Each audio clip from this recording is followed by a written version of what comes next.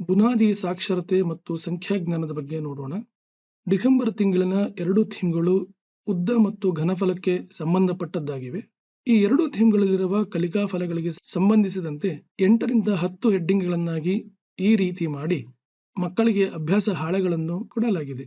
ಇಲ್ಲಿ ಥೀಮ್ 1ರ ಪ್ರಕಾರ ಅನೌಪಚಾರಿಕ ಮತ್ತು ಔಪಚಾರಿಕ ಅಂದರೆ ಅಳತೆ ಪಟ್ಟಿ ಬಳಸಿ ಅಳತೆ ಮಾಡಬಹುದಾದ ಉದಾಹರಣೆಗಳನ್ನು ಅಭ್ಯಾಸಕ್ಕಾಗಿ ಕೊಡಲಾಗಿದೆ. ಹಾಗೆಯೇ ಉದ್ದವನ್ನು ಅಳತೆಯ ಮಾನವಾಗಿಟ್ಟುಕೊಂಡು ಚಿಕ್ಕ ಅಥವಾ ಉದ್ದವಾದ ವಸ್ತುಗಳನ್ನು ಗುರುತಿಸುವಂತಹ ಪ್ರಶ್ನೆಗಳನ್ನು ಕೊಡಲಾಗಿದೆ.